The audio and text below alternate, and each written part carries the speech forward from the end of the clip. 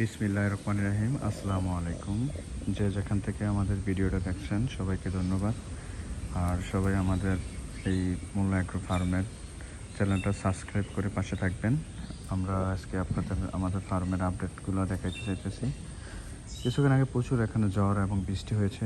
দেখেন এখন বৃষ্টি যাওয়ার পর সবগুলো গরু আলহামদুলিল্লাহ শুয়ে আছে। এই পাশে সবগুলো গরু এখন বাজে দুপুর 2টা। আমরা আবার 4টা থেকে 5টার মধ্যে রাতের খাবার দিয়ে দেব। এই যে এই পাশে দেখেন শুয়ে আছে সবগুলো গরু।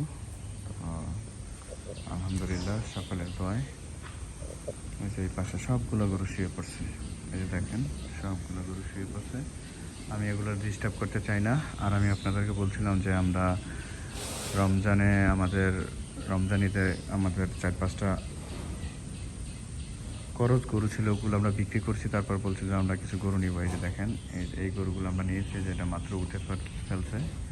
আর সবগুলো গরু শুয়ে পড়ছে। দেখেন সবগুলো সুস্থ আছে। এই যে সবগুলো গরু শুয়ে আছে। এই যে দেখেন সবগুলো শুয়ে আছে।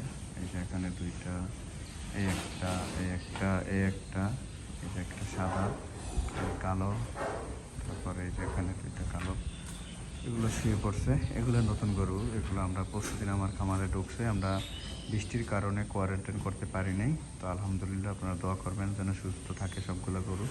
আমরা যেহেতু এবার কোয়ারেন্টাইন মেনটেন করতে পারিনি, শুধু একদিন খামারের বাইরে রাখছিলাম, তারপর গোসল টোসল করে খামারে ঢুকিয়ে দিয়েছিলাম।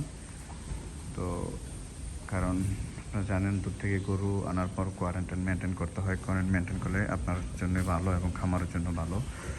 তো দেখেন এই যে এগুলো শুয়ে পড়ছে, এখানে শুয়ে আছে। এগুলো ডিস্টার্ব করতে চাই না। পিছনে গেলে সবগুলো গরু উঠে যাবে, তাই পিছনে গিয়ে আমি দেখাইতে পারতেছি না।